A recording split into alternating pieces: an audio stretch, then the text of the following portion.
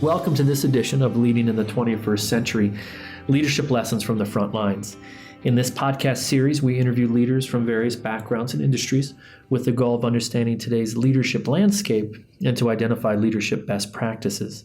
I'm your host, Mike Cherry, and I'm an associate faculty member of the Organizational Leadership Department at Lewis University's College of Business.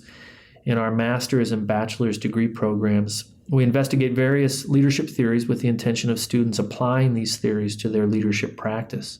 This podcast series is one way we can assist the transition from theory to practice. In this edition, our guest is Arya. So thank you for being here. Thank you for having me. So Terry, to kind of help set the stage, the context, so to speak, for you as a leader, tell us a little bit about your role and what are some of your priorities in terms of leadership responsibilities. Sure. Well, I serve as the Chief Marketing and Business Development Officer at Christian Brothers Services. And so in that function, I oversee both the marketing and business development units.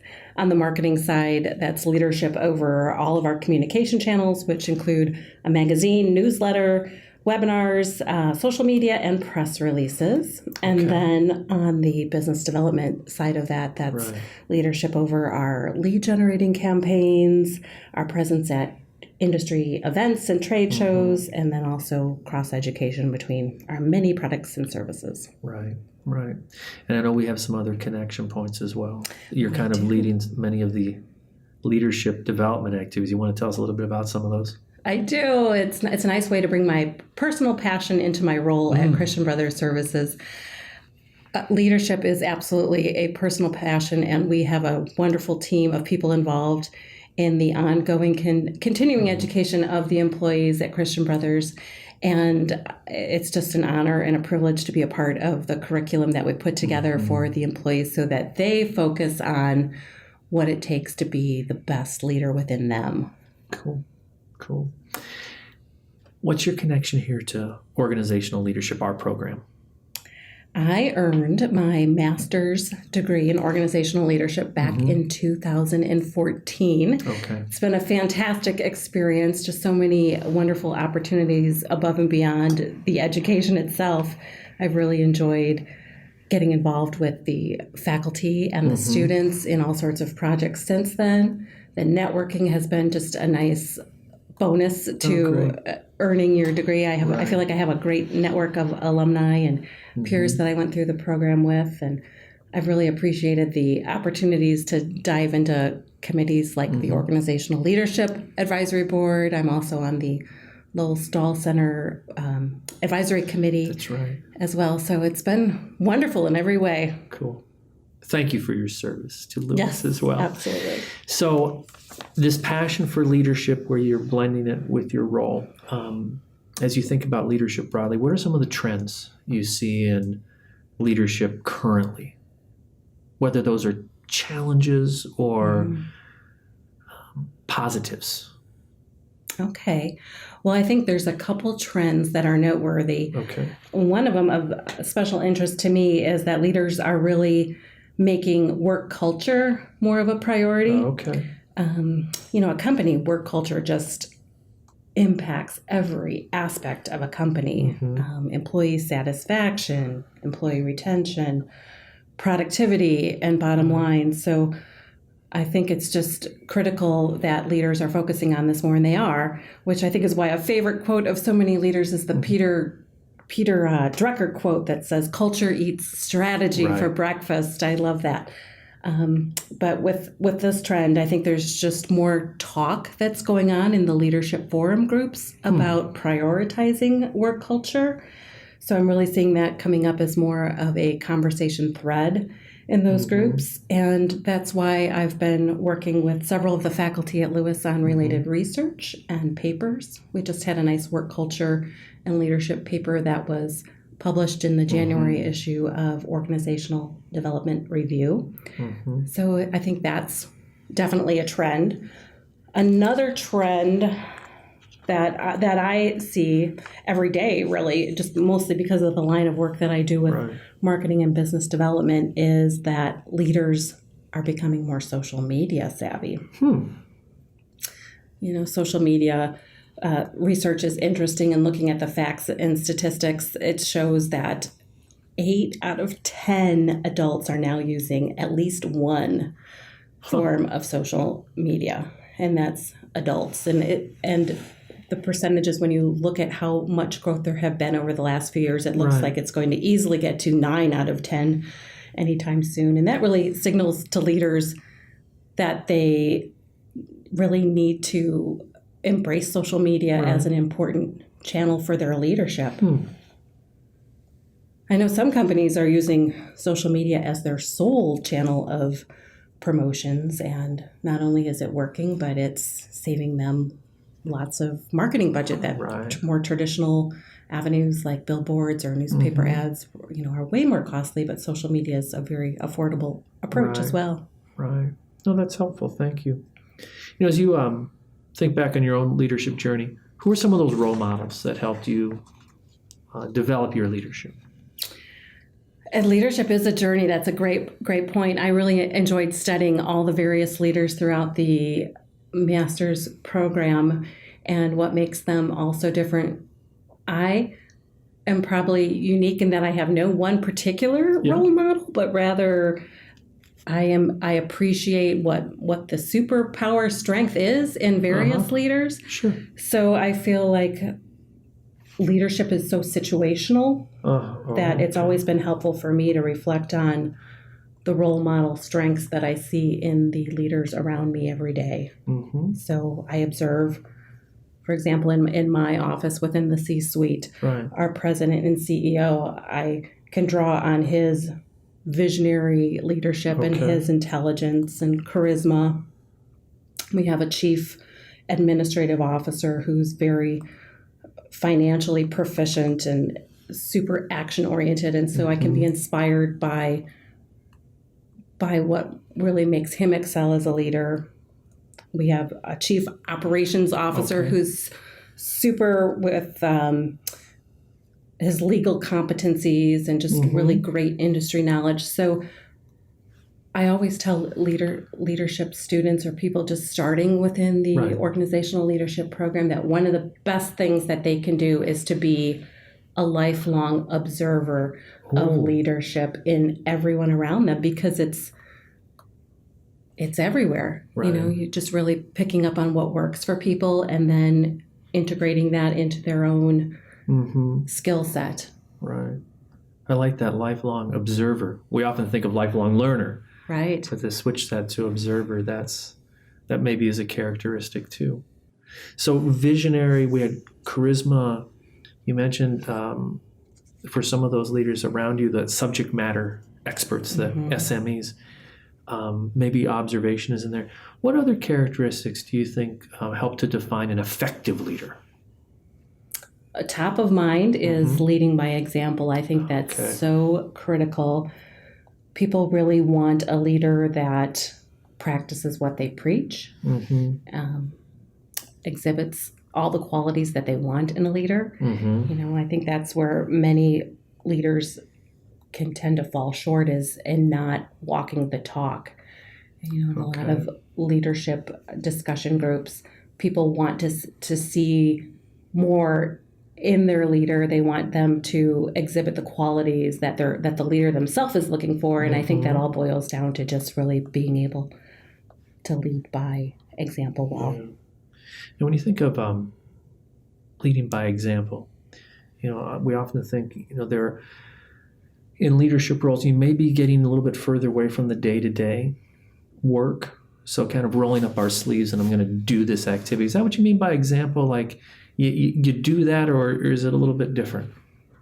Oh, I absolutely think it's that willingness to do what you expect of others, as well as it can be very granular. It can be if you're expecting everyone to follow the policies, let's make sure the leader follows the policies as well, and that can be anything from dress code to adhering to lunch hours or coming in late or leaving early, just being accountable. Right.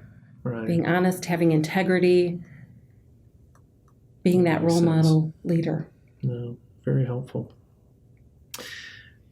think we maybe circled around some leadership theories, but we haven't named them yet. So if you think about leadership theories and approaches and your own leadership style, so we're kind of bringing those together, which of those kind of theories and approaches seem to resonate for your leadership practice? Well, I think because I believe that employees really expect to be engaged and grow in their job and not just earn a paycheck, that probably I gravitate towards the more relational and personable leadership styles. A couple that really work well for me because of the industry that I'm in and the types of work that I do include servant leadership, really putting other people and their needs first. I think that works really well with my role.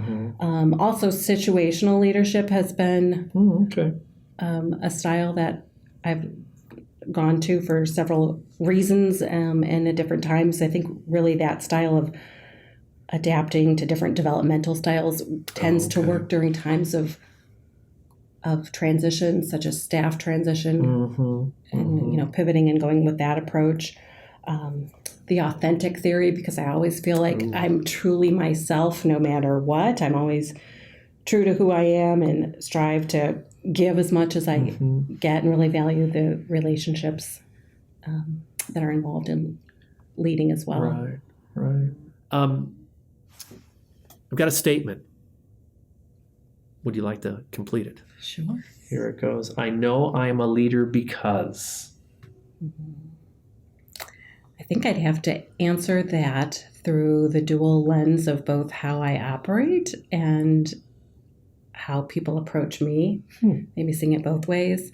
In terms of how I operate, it's more of a mindset and an attitude than where you might fit on an organizational chart or a reporting structure.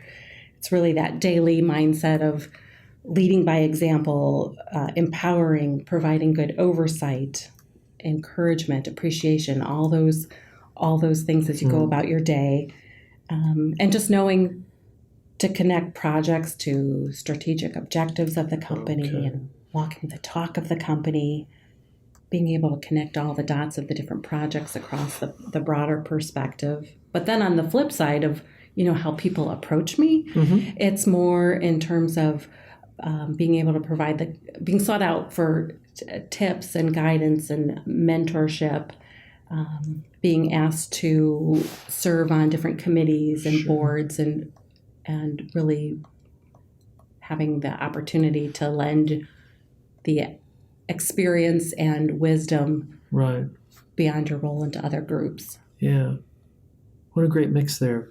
Kind of that inspirational and then some of those real tactical things. Yes. That's around that mindset and that's interesting so servant is being important, but it's matching the environment in which you're operating as a leader. Yeah? It is. I think with every industry, it would be a little bit different because I've worked in nonprofits. I think the mission orientation of the work that we do makes everyone's role within the company really a servant leader. It's in fact part of our core values and our approach to how we work internally.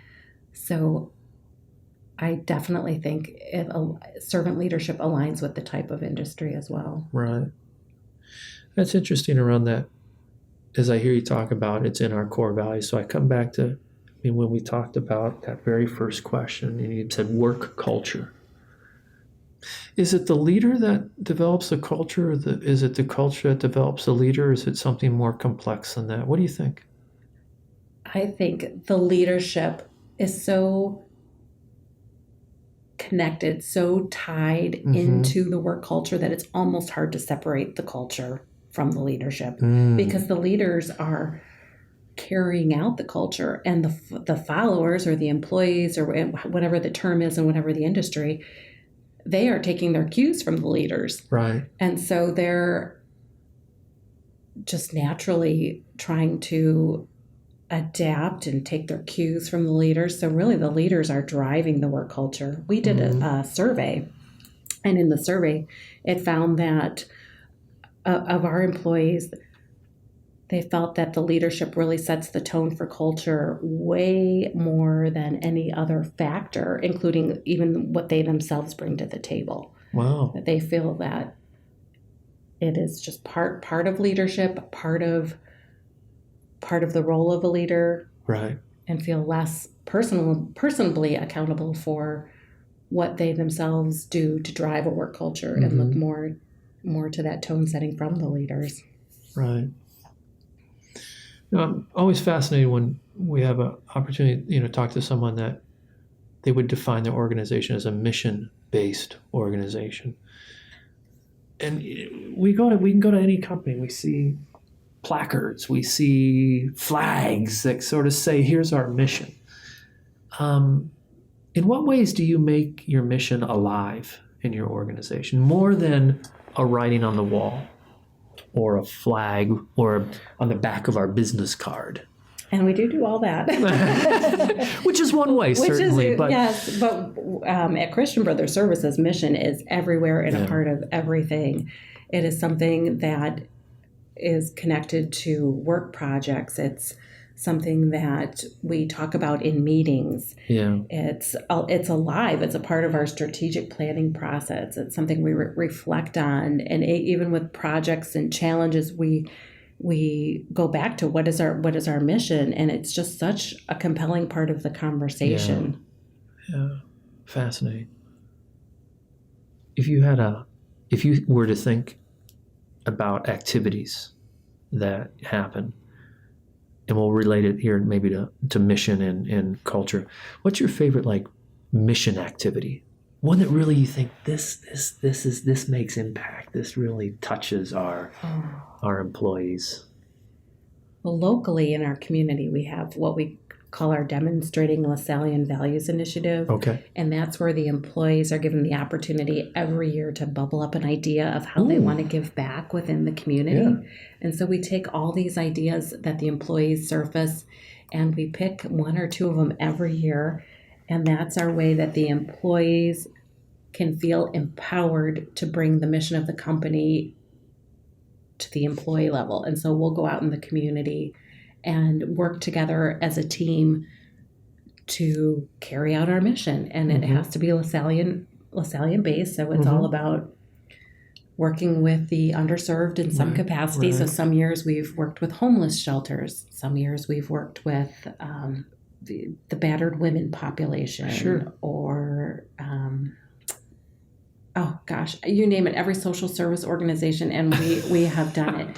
We're now to the point that we've done it for so many years that we're like, what population haven't we touched yet? Because we look to really make an impact on all of them. But it's exciting, and I just love the way the employees embrace that project, right? And the way they take ownership of it, because they lead it too. Yeah. They're not just part of the volunteer group going out, but they're leading it, coming up with the ideas and carrying it out. Yeah.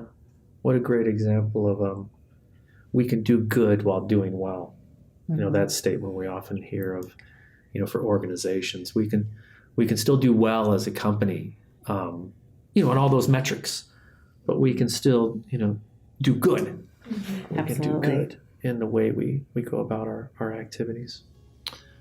Well, Terry, thank you very much for your time, wisdom, knowledge, all that.